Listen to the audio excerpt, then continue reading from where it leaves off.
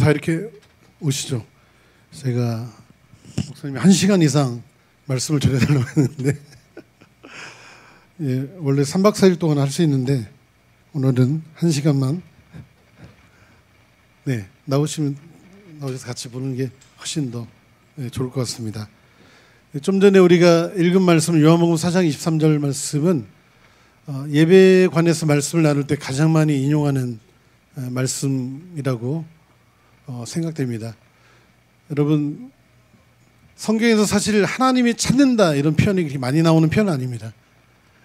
구약에 보면 뭐 성전을 막아설 사람, 예를 들어 우리가 중보기도자를 하나님 찾는다 이런 표현이 있고요. 신약에서 어떻게 보면 유일하게 나오는 부분이 이 말씀에 나오는 부분이 아닌가 생각됩니다. 하나님이 찾으신 사람이 있다고 예배자라고 얘기하죠. 저는 개인적으로 좀 전에 불렀던 그 노래를 부를 때마다 이 노래를 그렇게 생각해 봤어요. 예배자의 마음을 이게 튜닝하는 곡이 아닐까. 이 노래를 부르면서 나 자신에게 질문해 보는 거죠. 내가 지금 예배자인가? 하나님이 찾으시는 예배자인가? 이렇게 나 자신에게 질문할 수 있어요. 그러니까 예배를 섬기는 모든 그 싱어나 연주자나 이런 모든 분들의 가장 중요한 공통부분은 뭐냐면요, 예배자가 되는 거거든요. 예배자로서 싱어, 예배자로서 연주자. 여기엔 목사님도 제외되지 않습니다. 예배자로서 설교, 말씀을 전하는 역할을 하고 있는 거죠. 그럼 예배자로 우리가 선다는 건 어떤 의미가 있냐면요, 우리가 하나님께 우리의 초점을 맞추는 거예요. 하나님 앞에 믿음으로 서는 거죠. 그렇죠?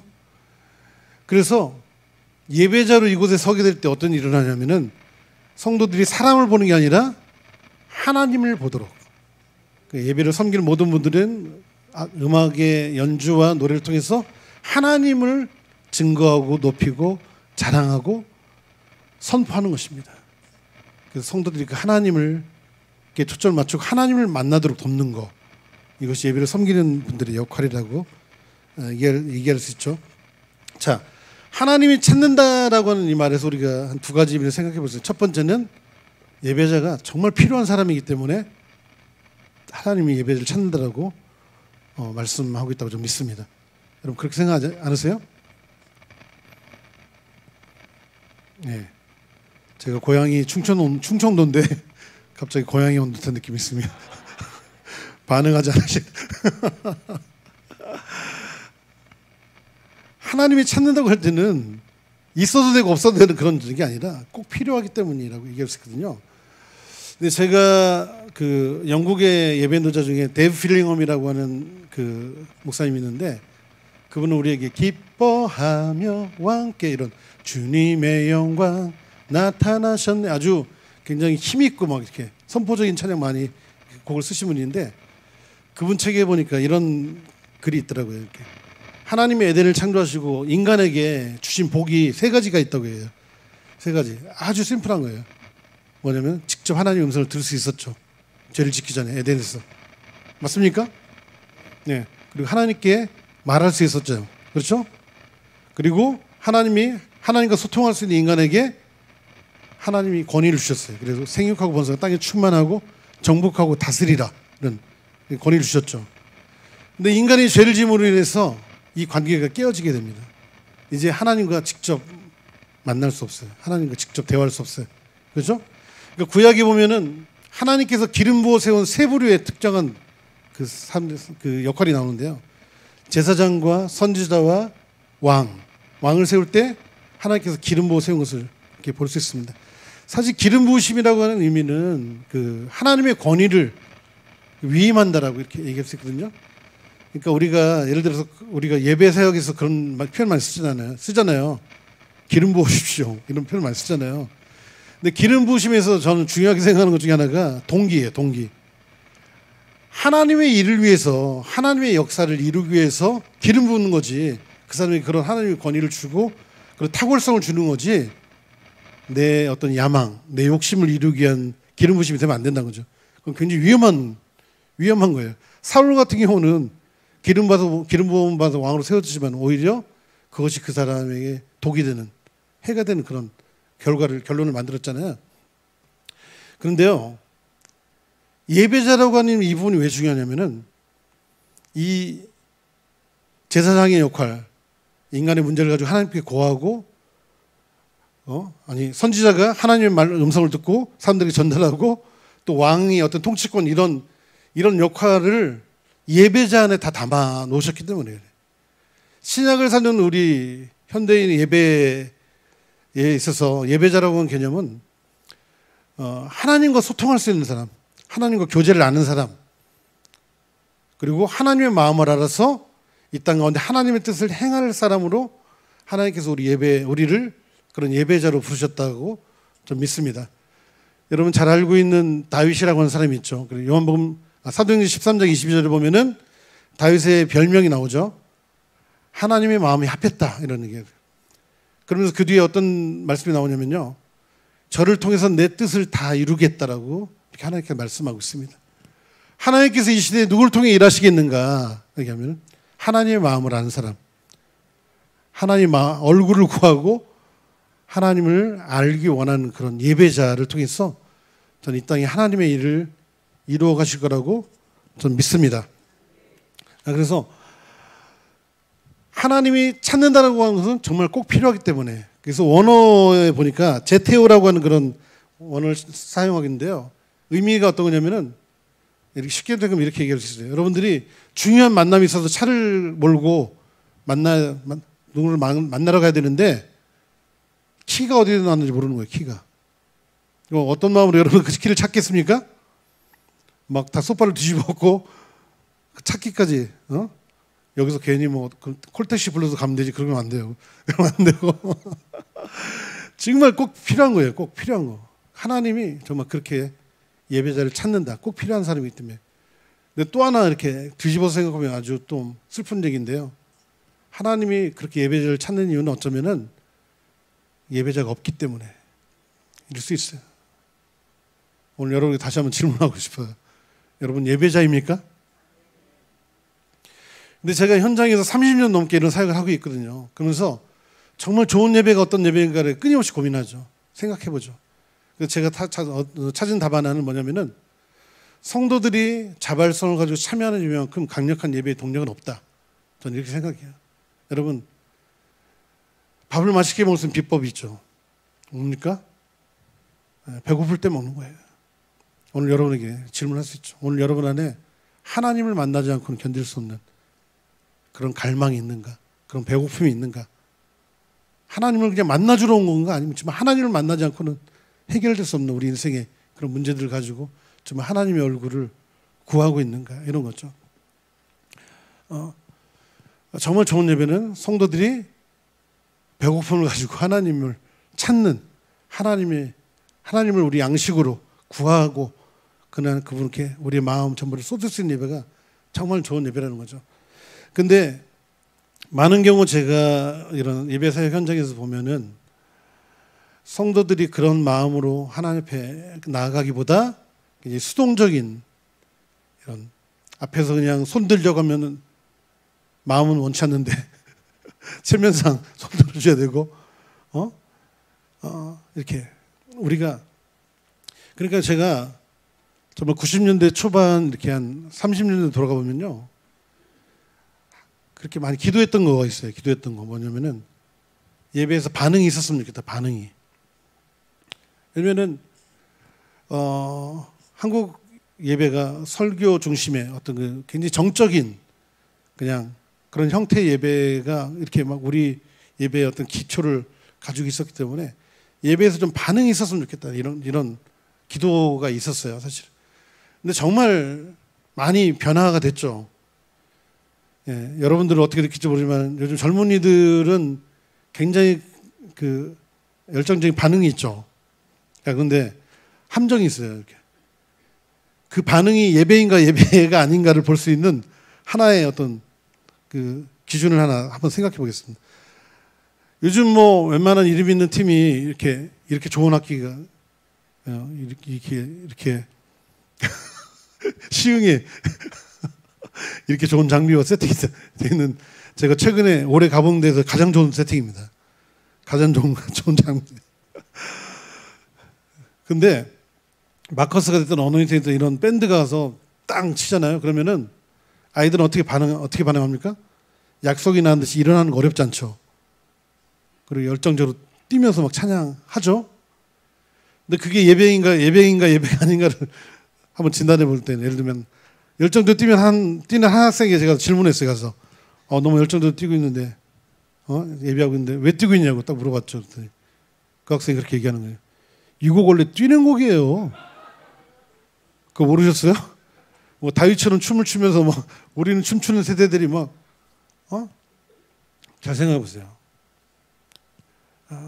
만약에 그 학생의 반응이, 거기에 모인 예배자들의 반응이 노래 때문에 뛰고 있다면은, 음악 때문에, 아니면 분위기 때문에, 미안하지만 그건 예배가 아닌 것이죠. 예배는 뭐냐? 예배는 하나님에 대한 반응, 이렇게 딱 정리할 수 있습니다. 오늘 그 부분 좀 더 깊이 얘기할 거고요. 그래서 제가 현장에서 이런 사역을 하면서 왜 성도들이 수동적인 이렇게 예배에서 반응이 일어나지 않을까 생각해 볼 때, 저는 그렇게 한번 진단했습니다. 우리가 수십 년 동안 여기서 모태신앙도 있을 수 있고 수십 년 동안 신앙하시는 우리 어르신들 많이 있잖아요. 근데 사실 교회에서 예배를 배워본 적이 없어요. 많은 경우.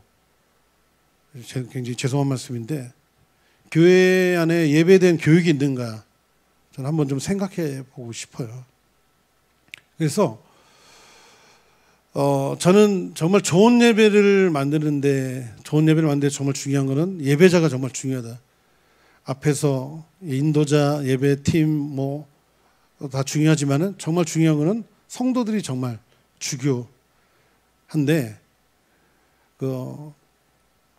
성도들이 능동적으로 반응할 수 있도록 예배에 대한 훈련이 필요하다고 저는 생각해요. 그리고 입에 떠넣어주는 그런 예배가 아니라, 여러분들이 예배의 가치를 알고 왜 예배해야 되는지를 알고 기꺼이 예배의 자리로 나갈 수 있도록 예배의 근육을 만들어주고 예배하도록 하는 것이 정말 좋은 예배를 만들 수 있다고 저는 믿습니다. 세계적인 그 예배학 교수 중에 로버트 웨버라고 하는 저명한 교수가 있는데요. 그분이 현대 예배를 진단하면서 몇 가지 문제를 지적할 때 그때 나오는 한 가지가 뭐냐면요, 이런 겁니다. 마치 성도들이 공연을 관람하듯 예배를 관람하고 있다, 이렇게 얘기를 해요. 어떤 생각이 드세요? 예배는 누가 나를 대신해서 드릴 수 있는 그런 게 아니죠. 예배는 나와 하나님과의 개인적인 관계에 대한 그런 부분입니다. 그러니까 많은 경우 우리 성도들이 그런 구경꾼으로 전락해진 이유 중에 하나는 예배에 대한 그런 훈련이 저는 필요하다고 정말 생각합니다. 오늘 예배에 대해서 그래서 오늘 중요한 몇 가지를 여러분과 좀 나누도록 하겠습니다. 핵심적인 몇 가지. 자, 여러분 개인에게 한번 그렇게 한번 질문해 보세요. 예배가 무엇인가? 오늘 조금 여유가 있는 날이니까요. 그러니까 성도들이 자발적으로 참여하는 그런 예배가 되려면 예배를 알아야 된다, 이렇게 생각하는데요. 예배는 교회를 교회되게 하는 본질이고, 그리스도인의 신앙생활은 예배로 시작해서 예배로 끝난다고 할 정도로 그리스도인의 삶의 핵심이라고 얘기할 수 있습니다. 미국에 가면 맨하탄에 브루클린 터버너클이라고 하는 아주 세계적인 콰이어를 거느리고 있는 그 교회가 있어요. 세계적인 콰이어가 있는. 왜 세계적이냐고 얘기하냐면은 이 교회 콰이어가 미국의 그 음악 시상식, 그래미 시상식에서 수회에 걸쳐서 상을 받을 정도로 아주 탁월한 그런 콰이어를 갖고 있는 교회예요. 그런데 이 교회 그 짐 시멜라라고 하는 그 담임 목사님이 그런 얘기를 했어요. 잘 들어보세요. 하나님과 친밀해지기를 원치 않는다면은 왜 천국에 가려고 하는가? 이렇게 질문했어요. 저는 이것을 좀 우리에게 좀 더 맞춰서 한 번 더 질문해 볼게요. 여러분, 하나님을 예배하는 것이 여러분의 기쁨이 되십니까? 근데 저는요, 앞에서 이렇게 서면 여러분 얼굴을 볼 수 있잖아요. 성도들을. 지금 여러분이 지금 얘기한 말을 믿을 수가 없어요. 앞에서 여러분들 얼굴을 보면은, 만약에 하나님이 여기서 여러분의 얼굴을 보면은 여러분 그렇게 질문할 수도 있죠. 오늘 뭐 나한테 기분 나쁜 일 있냐고. 여러분, 얼굴 표정들 예, 한국 분들 쉽지 않습니다. 뭐 한판 하러 온 것처럼 굉장히 경직되고 굳어진 것들이 많이 있어요. 여러분 하나님 사랑하세요? 예, 얼굴로 보여주세요.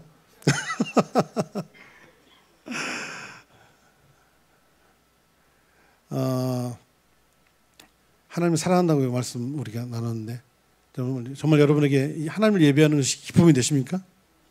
기대가 돼요? 제가 알고 있는 한 목사님이 예배를 그렇게 표현했어요. 이렇게 세 가지 목욕탕과 주유소와 또 하나 뭐였죠? 네, 병원. 네. 예배 오는데 어떤 성도는 일주일 동안 막 세상에서 깨지고 와가지고 막 하나님 앞에서 하나님 여기 아파서 여기 반창고 붙여주세요. 막 병원이죠. 막 하나님 막 저 좀 어떻게 좀 치료해 주세요. 어떤 성도들은 일주일 동안 묵은 때를 밀러오는 일주일 동안 사실 회개하기에 모이는 예배. 어떤 분은 기름이 다 앵꼬가 돼가지고 교회에서 좀 이렇게 간신히 채워가지고 이제 가려고 하는. 물론 뭐 그런 요소들이 뭐 아주 뭐 틀린 얘기는 아닐 수 있죠. 근데 사실 우리 신앙이 그렇다면 그건 슬픈 얘기죠. 사실은. 여러분 하나님이 온 땅에 충만하게 살아계시죠. 하나님이 예배당에 같이 계신 하나님이 아니라 우리 모든 삶에 살아계신 걸 믿으시죠? 정상적으로 우리가 본다면 기독교 예배는 축제가 되었다고 좀 믿습니다. 하나님께서 우리 삶에 얼마나 신실하게 일해 오셨는지를 그 승리의 전리품을 가지고 모여서 하나님은 이런 분이십니다. 하나님은 신실하신 분이십니다. 하나님은 거룩하신 분이십니다. 하나님은 능력이 하나님이십니다. 막 우리가 그 하나님을 인정하고 높이고 함께 그 승리의 전리품을 쌓아놓고 축제를 벌이는 거죠. 그런 예배가 돼야 하지 않겠습니까?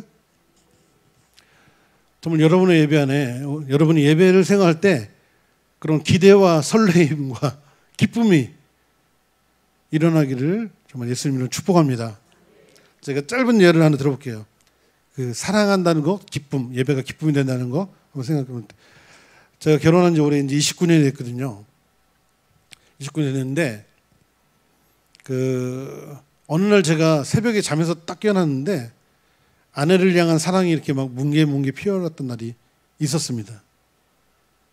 요즘 이 얘기하면서 날마다 피어올라야 되는데 특별한 날에 내 아내를 향한 사랑이 제 마음에 이렇게 가득 차오르는데 그냥 누워있을 수가 없더라고요. 그래서 어떻게 하면 아내를 기쁘게 해줄 수 있을까 생각하다가 자리를 박차고 아침을 준비하기로 했어요. 제가. 쌀을 꺼내서 밥을 짓고 냉장고에 재료 꺼내서 찌개를 준비했어요. 의심 어린 눈치로 정말 많은 분들이 쳐다보고 있는데 저 취사반 출신입니다. 그게 뭐 계급장은 아니죠. 제가 원래 100명 이하는 안 하는데 정말 밥 잘해요. 저는 밥 정말 잘하는데 자 쌀을 꺼내서 밥을 짓고 찌개를 준비했는데 제 마음이 어땠을 것 같아요? 네, 너무 행복했어요. 너무 행복했어요. 사랑이 전제가 되기 때문에 그렇죠. 여러분 하나님을 사랑한다면 예배는 절대 어떤 의무나 짐이 될 수 없습니다. 그건 그리스도인이 누려야 될 가장 큰 특권이기 때문에 그렇습니다. 자 보세요. 하나님과 친밀해지기를 원치 않는다면 하나님을 예배하는 것이 기쁨이 되지 않는다면 왜 천국에 가려고 하는가? 여러분 하나님 나라에 대한 어떤 소망이 있으세요? 여러분 거기에서 가장 중요한 일이 뭐냐면 예배예요. 예배. 하나님 나라는 사역하는 자리가 아니라 예배하는 자리라고 얘기하고 있습니다.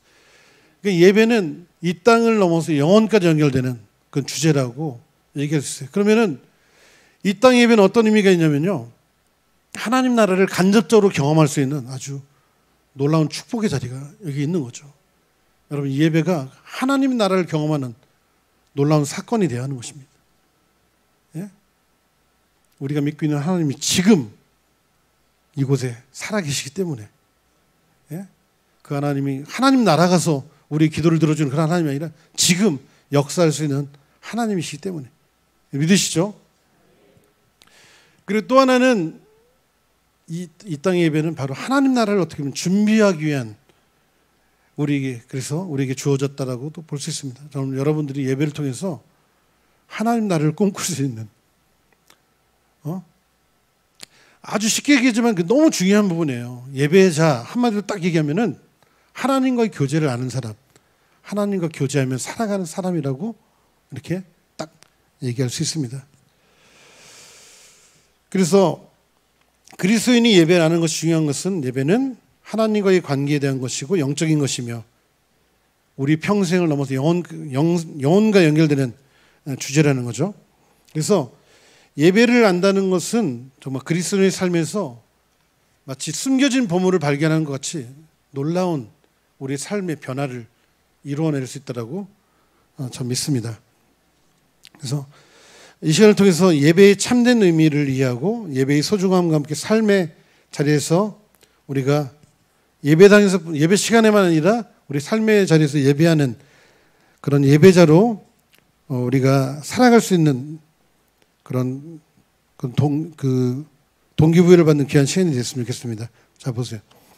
역사를 통해서 예배에 대한 수많은 목회자, 신학자들이 예배에 대한 정의가 있습니다. 자, 여러분이 생각하는 예배는 어떤 정의가 있어요? 여러분 각자 다 하실 말씀이 있으시죠? 마이크를 다 갖다 이렇게 물어보면은 저마다 다 본인이 경험한 하나님, 예배에 대해서 얘기할 게 있을 거예요. 그죠? 근데 저는 오늘 이런 하나의 말씀을 드리고 싶은데요. 예배는 정의될 수 없는 것이다. 이렇게. 왜냐면은 우리가 하나님을 온전히 알아간다는 것은 불가능하기 때문에 우리가 평생 하나님을 알아가도 그거는 하나님의 전부를, 하나님을 마스터할 수 없어요. 다 알 수 없어요. 그렇죠? 그래서 저는 이렇게 한번 얘기하고 싶어요. 예배는 하나님의 그 무한한 영역을 인간의 유한한 경험, 지식, 어떤 실력, 어떤 음악 이런 것들로 내가 알고 경험한 것을 표현할 뿐이죠, 사실은. 그렇죠? 그래서 인간의 언어로 예배를 정의한다는 것은 모순이 될 수 있다. 불가능하다. 이렇게 좀 하나 말씀드리고 싶고요. 그 이유는 피조물인 인간이 창조주를 온전히 안다는 것은 불가능하기 때문에. 그래서 예배를 정의한다는 것은 이렇게 얘기할 수 있어요. 한 사람의 인생에서 하나님을 만나고 경험하여 얻은 결론이라고 이렇게 얘기할 수 있죠. 근데 문제는 뭐냐면은 그 결론이 하나님의 전부가 될 수 없다. 이렇게 하나 길을 만들어 놓고요. 그 이유는 하나님 편에서 볼 때 우리의 결론은 하나님의 어떤 작은 조각에 불과한 빙산의 일과 같은 것이 될 수밖에 없기 때문에 그렇습니다.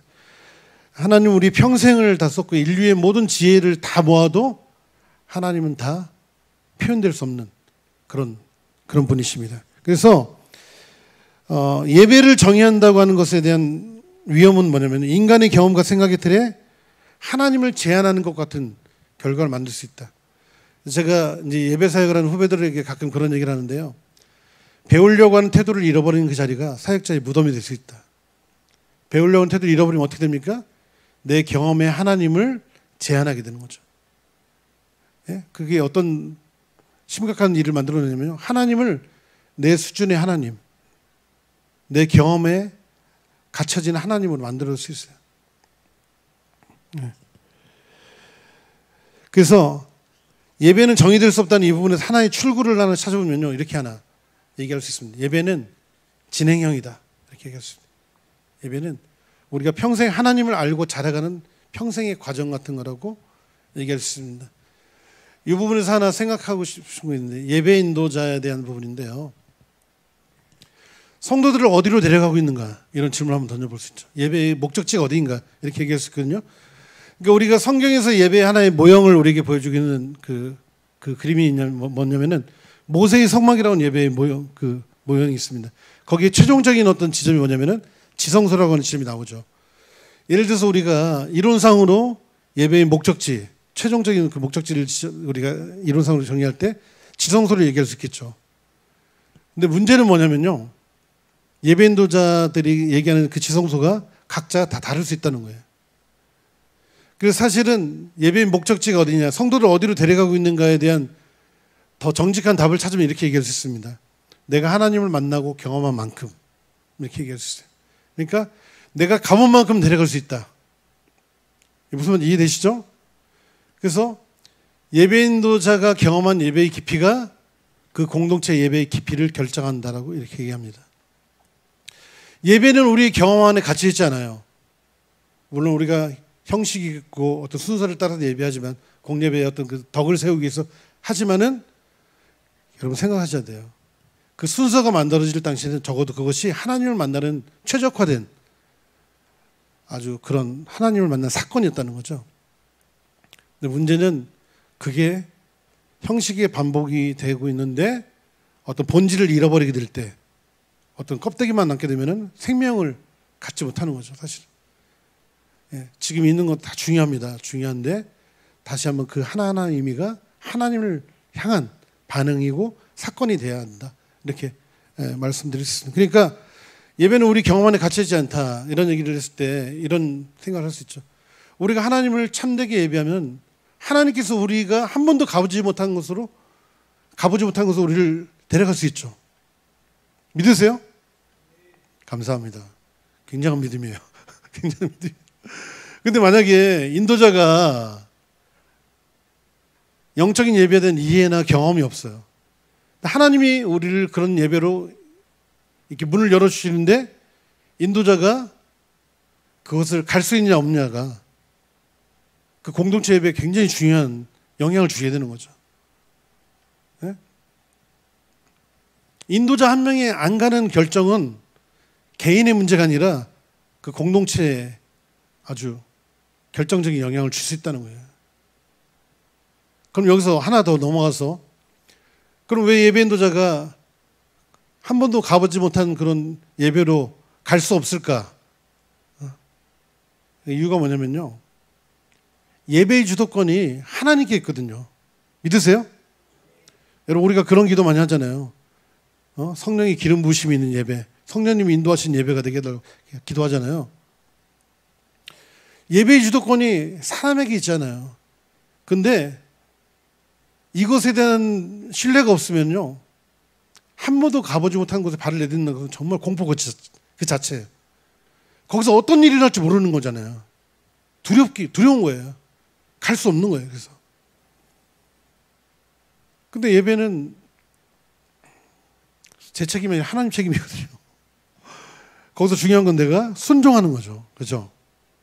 내가 순종해서 발을 내딛었을 때 어떤 일이 나옵니까?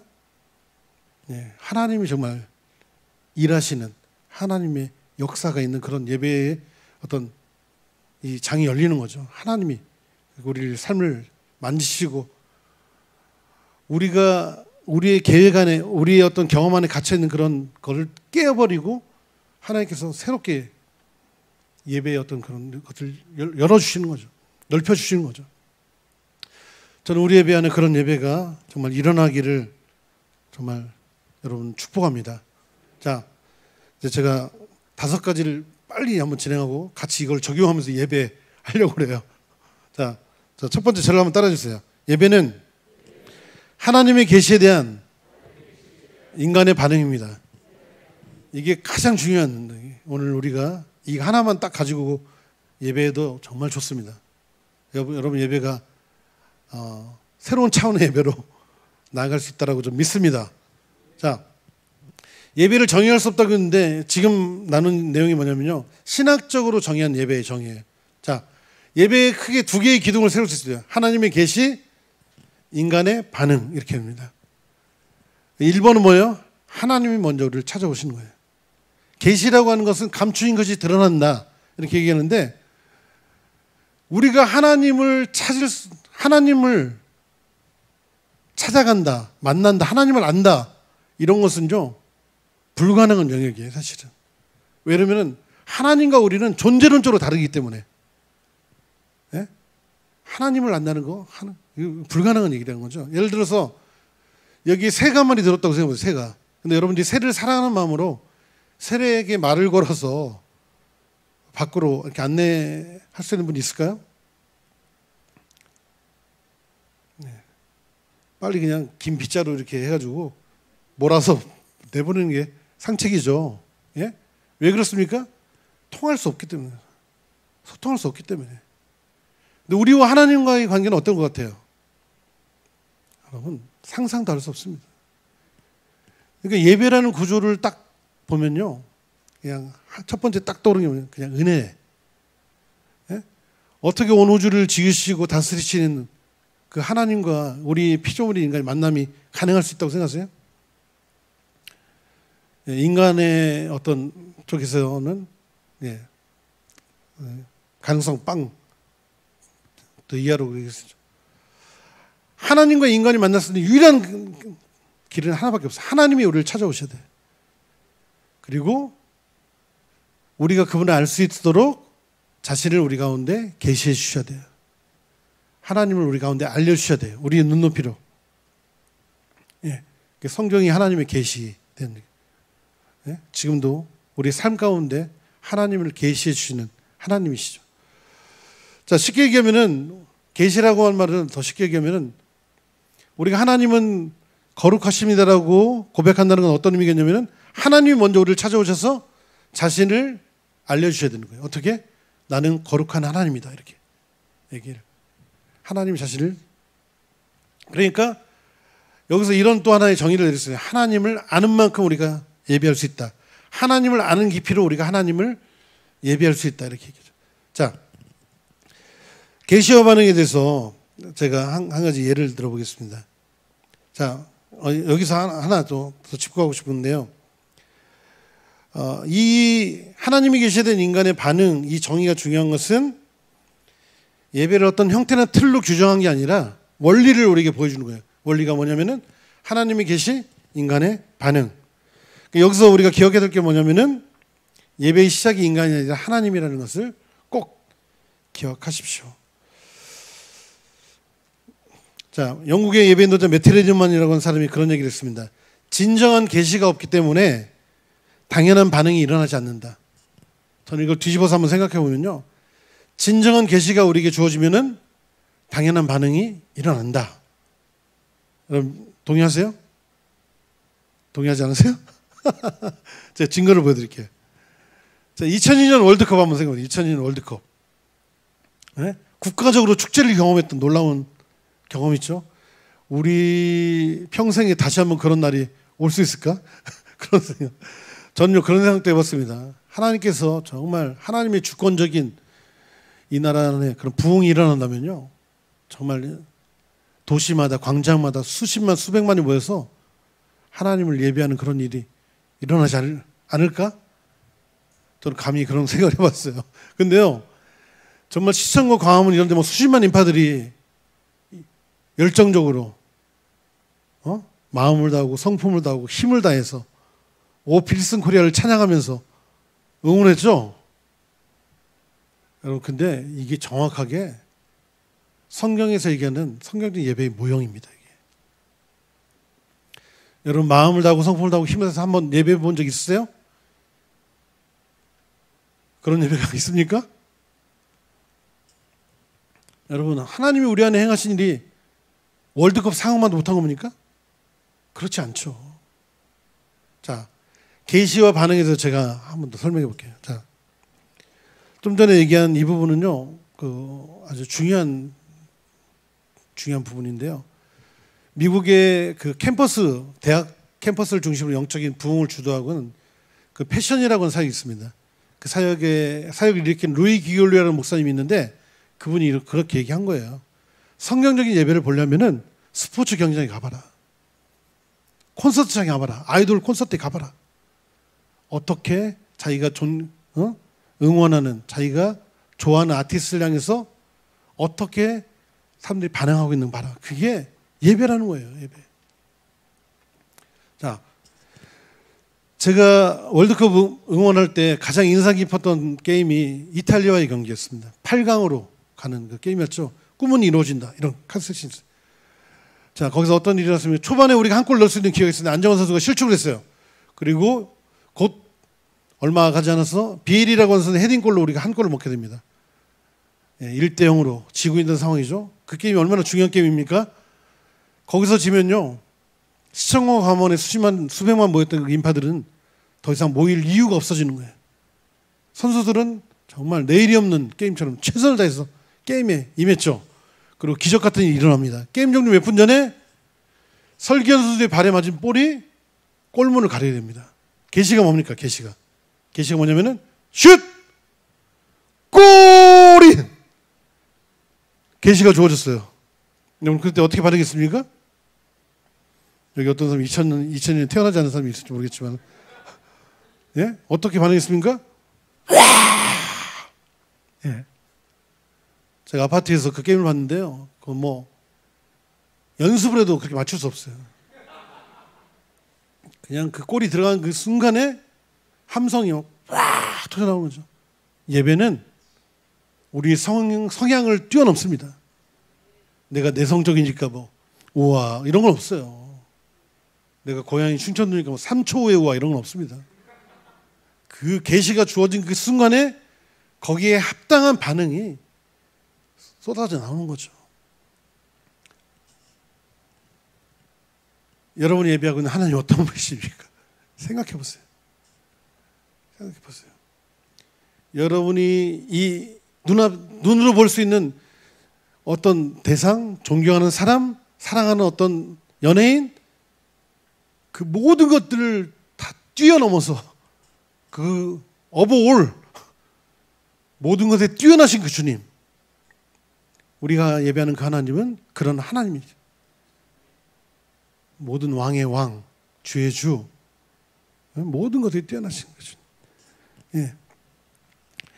그래서 하나님의 계시에 대한 인간의 반응, 여러분들이 이거 꼭 기억하십시오. 두 번째, 제가 이제 좀 진도를 빨리 나가겠습니다. 저를 따라서 예배는 하나님과 인격적인 교제를 갖는 자리입니다. 예. 기독교는 종교가 아니라고 관계라고 얘기하죠. 인격적인 관계라고 할 때 제가 이런 예배 사역을 하면서 문제점을 한 가지 나눈다면 이렇게 얘기할 수 있어요. 우리 예배하는 인격성의 부재라고 이렇게 표현할 수 있는데, 우리가 하나님을 예배할 때 하나님을 인격적으로 대하고 있는가 이런 거예요. 인격적인 교제가 되려면요, 뭐가 필요하냐면 반드시 대상이 필요해요. 벽 보고 인격적인 관계는 없습니다. 인격적인 관계가 형성되려면 반드시 하나님이 계셔야 되는 거예요. 그러니까 우리가 예배할 때 내가 하나님 앞에 반응한다는 거죠. 하나님 앞에 반응한다는 거. 하나님이 계시다는 거. 이것에 대한 실존에 대한 이 기초가 예배에서 가장 중요한 부분이라고 얘기할 수 있는 거죠. 그래서 히브리서 11장 6절에 그런 말씀이 있습니다. 믿음이 없이는 기쁘시기 못하나니 하나님께 나아가는 자는 반드시 그가 계신 것과 그가 자기를 찾는 자들에게 상 주신 이심을 믿어야 한다. 이렇게 얘기했습니다. 예? 하나님과 인격적인 반응이 예배인데, 인격적인 반응이 일어나지 않는다면은 그건 하나님의 문제가 아니라 우리의 문제라는 거예요. 하나님이 우리를 만나주지 못할 만큼 바쁜 분도 아니고 멀리 계신 분도 아니죠. 하나님이 이곳에 우리와 함께 하신다고 약속하셨잖아요. 믿으시죠? 예전에 서울에서 이름만 대면 알만한 큰 교회에서요, 예배 인도자 중에 사랑하는 나의 아버지라는 노래를 만든 한국교회에 굉장히 많은 영향을 준 분인데, 바피치라고 하는 예배 인도자가 온 적이 있습니다. 제 친구가 그 교회 그 부목사님이었는데, 예배 인도를 아주 잘하는 부목사였어요. 열정적인. 근데 세미나 전에 막 찬양을 인도한 거예요. 막 열정적으로 찬양했는데, 찬양을 잘하고 나서 이제 강사를 소개하고 이렇게 내려갔어요. 근데 그 바피치라고 하는 분이 딱 나와서 세미나를 나왔는데, 세미나를 바로 한 게 아니라 찬양을 하고 부르고 싶다고 기타를 달라고 그랬어요. 기타를 가지고 딱 찬양을 하는데 제 친구의 마음이 이렇게 무너져 내렸다고 얘기하는 거예요. 그 이유가 뭐냐면은 자기가 찬양할 때는 하나님이 저기 멀리 계셨대. 그래서 하나님! 막 하나님을 끌어내리려고 부르면서 찾으면서 그렇게 예배했다는 거죠. 근데 바피치라고 하는 사람이 기타를 메고 쫙 찬양하는데 하나님이 너무 친밀하게, Father, 아버지, 하나님과의 친밀함, 인티머시한 그런 예배를 드리는 거예요. 여러분, 하나님과 친하세요? 친밀하세요? 친밀함을 누리고 계십니까? 오늘 이 얘기가 계속 좀 반복되는 거죠. 하나님과 친밀해지기를 원치 한다면 왜 천국에 가려고 하는가? 여러분, 여기서 그것이 우리 실제가 되어야 합니다. 하나님을 만나는 건 실제 사건이 되고, 그분의 품에 안기는 것이, 그분과 교제하는 것이 정말 너무나 좋은, 기대가 되는, 설레이는 그런 사건이 되어야 한다고 저는 믿습니다. 자, 세 번째, 저를 따라 예배는 습득되는 것입니다. 너무 두려워하지 마세요. 금방 끝납니다. 보세요. 그 밥소르기라고 하는 분이 우리나라에 찬양으로 가슴 벅찬 예배, 초기에 이 책은 이런 예배 사역이 교과서적으로 굉장히 교과서같이 중요한 다뤄진 책입니다. 그런데 그 책에 보니까 예배된 정의를 한 페이지 넘게 쫙 이렇게 나열하고 있어요. 그 시대에 획을 걷던 유명한 목회자들, 신학자들 막 그 정의를 모아놓은 거죠. 여러분들 그 내용을 보면은 아, 예배가 이런 것이라는 어떤 통찰력, 영감을 얻을 수 있는 그런 자료들이 쫙 모여 있어요. 근데요, 그 밥소르기의 장인 되는 모리스 스미스라고 하는 분이 그런 아주 의미 있는 얘기를 했어요. 어떤 얘기냐면 예배는 정의되는 것이 아니라 체험되는 것이다. 이렇게 얘기했어요. 예배는 이론이 아닌 실제다. 지금 우리가 예배에 대해 이론을 얘기하는 거예요. 예배는 예배를 통해서 배우는 것입니다. 예배를 통해서 하나님 앞에서 예배를 배우는 거, 하나님에 대한 반응, 우리가 그것을 배우는 거죠. 근데 예배가 습득되는 거다, 체험되는 것이다라고 하는 부분에서 중요한 게 뭐냐면요, 많은 경우 우리가 예배된 교육을 받지 않았는데 예배하고 있다는 거예요. 놀랍지 않으세요? 근데 그게 가능한 이유가 뭐냐면은 예배를 통해서 우리가 예배를 배우고 있기 때문에, 예배를 체험을 통해서 습득하고 있다, 학습 효과가 일어나고 있다는 거죠. 그래서 여기서 우리가 생각해보기에 예배가 중요한 것은 예배 자체가 세대와 세대 간의 자연스럽게 믿음, 어떤 영적인 유산을 전수하며 교육하는 자리이기 때문입니다. 그러니까 우리가 현재 드리고 있는 예배가 이 교회의 미래를 보여주겠다라고 얘기할 수 있어요. 근데 제가 그 외국에 우리보다 앞서 있는 그런 예배 이렇게 막 문화라든지 그런 것들을 많이 방문할 기회가 있는데요. 몇몇 인상 깊었던 그 예배 중에 하나는 뭐냐면요, 아이들이 함께 어른들과 예배하는 거예요. 물론 광고하고 설교 시간 전에 아이들을 프로그램 빠져나갑니다.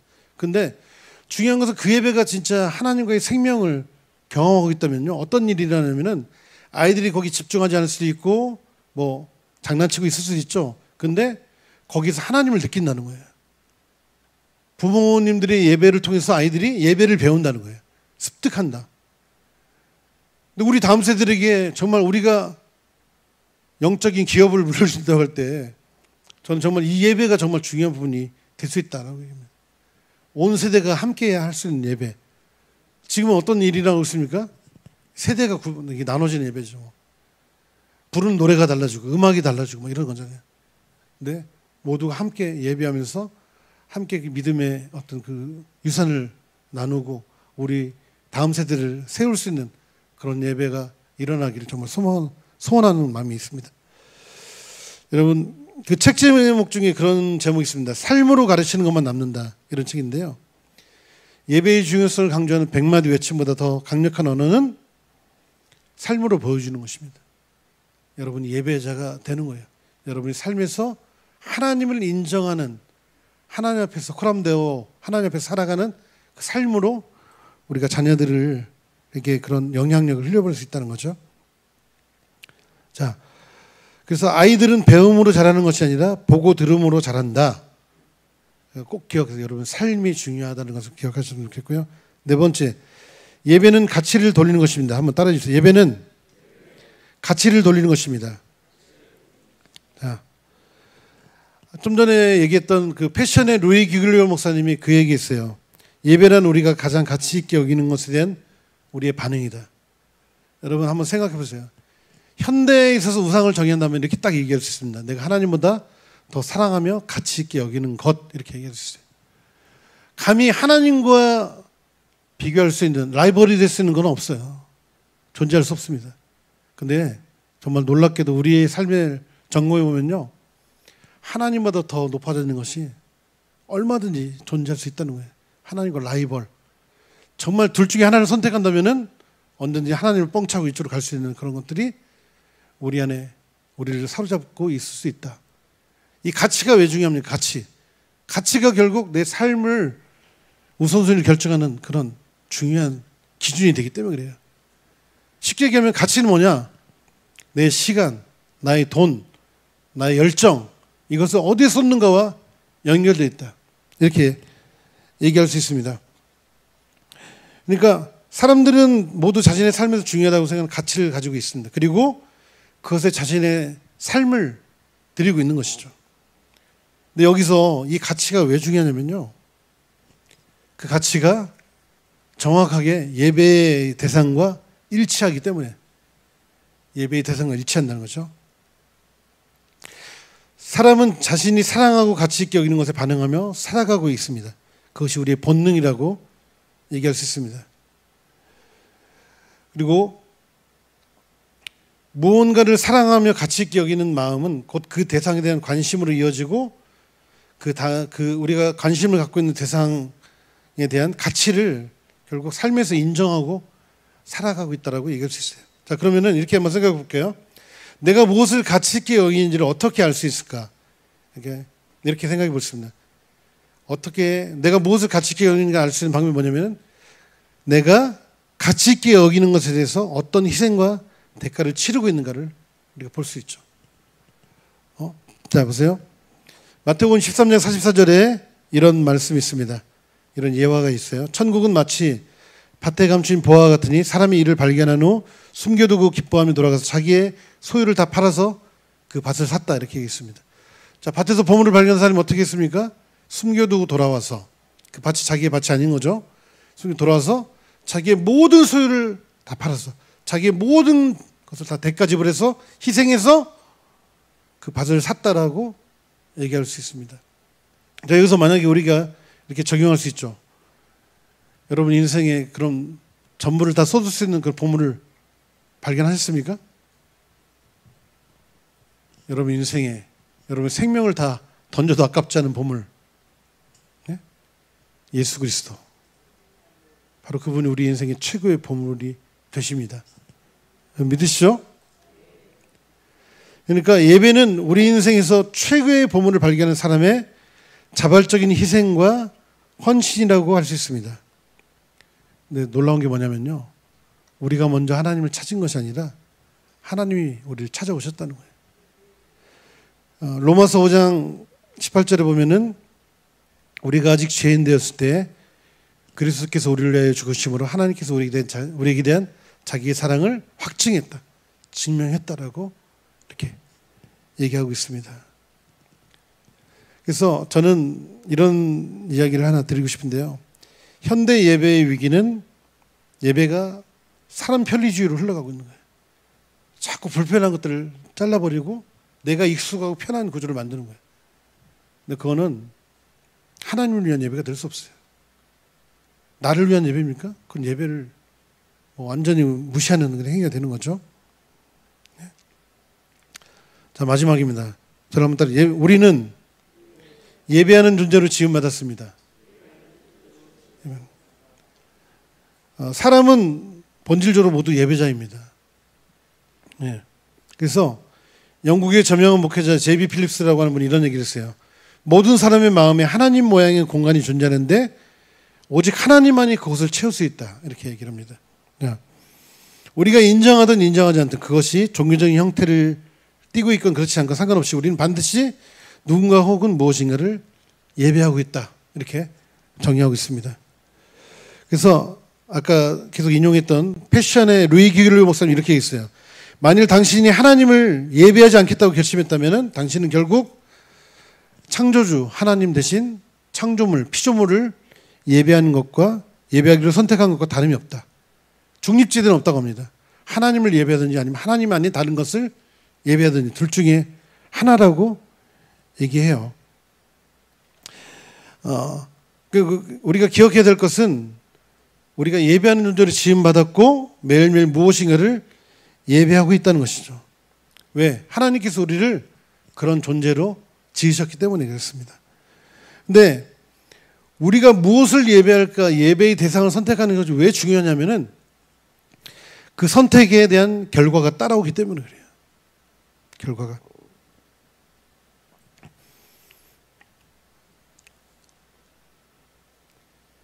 존 윌리엄스라고 하는 그 신학자가 얘기했습니다.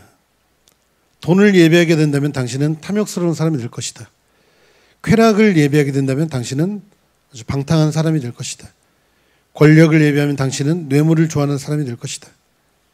하지만 예수님을 예배한다면 당신은 그리스도를 닮은 사람이 될 것이다. 야.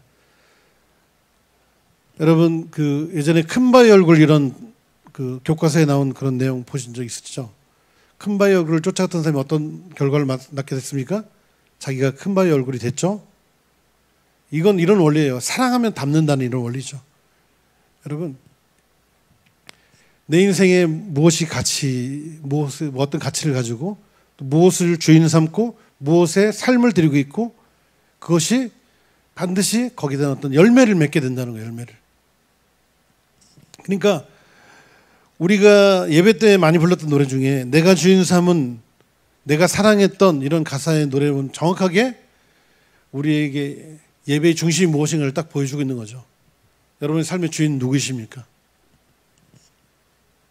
예수 그리스도. 만약에 예수 그리스도의 다른 것이 우리 삶의 주인이 되고 있다면 여러분 참된 예배가 될 수 없는 거죠. 예?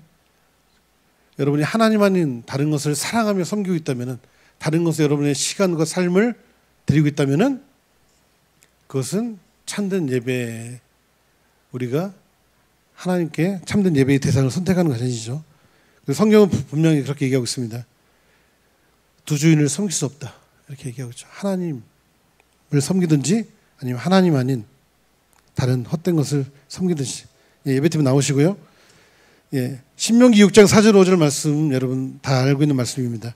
이스라엘아들아 우리 하나님 여호와는 오직 유일한 여호와시니 너는 마음을 다하고 뜻을 다하고 성품을 다하여 내 하나님 여호와를 사랑하라. 하나님은 한 분이시다. 그분을 마음과 성품과 힘을 다해 사랑하는 것이 진정한 예배라고 얘기할 수 있습니다.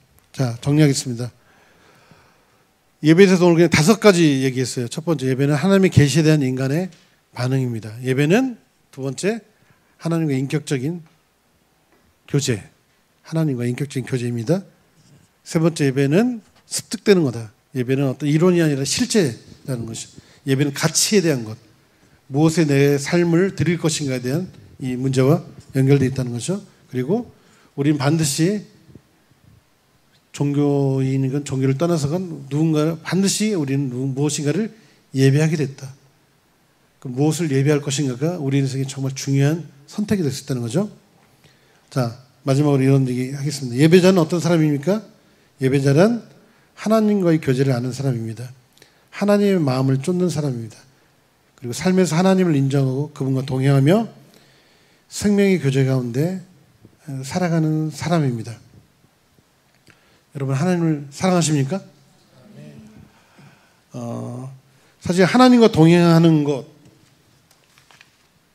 정말 그분이 우리의 의식을 사로잡는 것 이런 것에 대해서 어떻게 보면 어떻게 그런 삶을 살아갈 수 있을까라는 우리가 질문을 던질 수 있어요. 근데 제가 찾은 답은 하나님입니다. 하나님을 사랑하는가와 연결되어 있어요. 제가 95년도에 제 아내를 만나서 결혼을 했는데요. 아내는 비행기를 타야지만 만날 수 있는 곳에 있었습니다. 제주도에 살았거든요.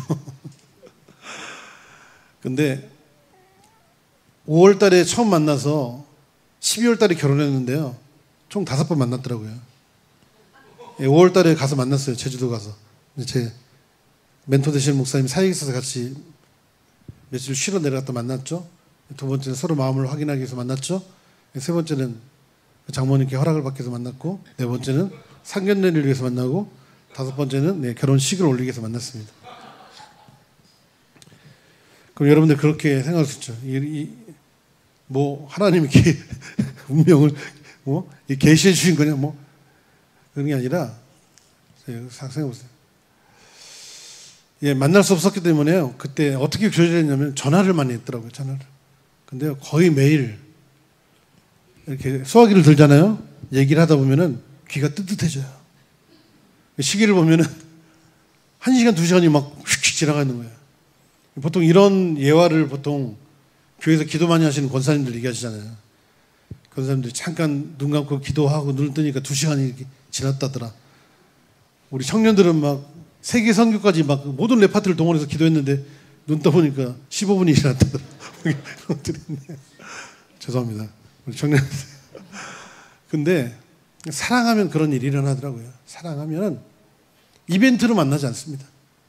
사랑하면 일상에 있는 그 작은 것 하나하나가 다 그 대화의 소재가 돼요. 그리고 어떻게든지 말꼬리 잡고 끊지 않아. 계속. 여러분, 하나님과의 그런 깊은 사귐, 연애가 여러분의 삶에 시작되기를 예수님 이름으로 축복합니다. 아멘. 네, 우리가 예배하는 하나님은 건물에 갇혀 계신 하나님 아니시죠? 묵도와 함께 깨어나셨다가 축도와 함께 다시 주무시려는 하나님이 아니시죠? 네, 정말 수많은 그런 예배곡들이요, 일상의 삶에서 만들어졌더라고요. 하나님을 향한 사랑을 고백하고 하나님과 동행하면서 하나님을 향한 고백했던 노래들이, 우리가 부르고 있는 많은 예배곡들이 그런 배경에서 나왔더라고요. 저는 여러분들의 그런 예배, 새로운 노래들이 이 교회 안에 가득 넘쳐나기를 정말 예수님을 축복합니다.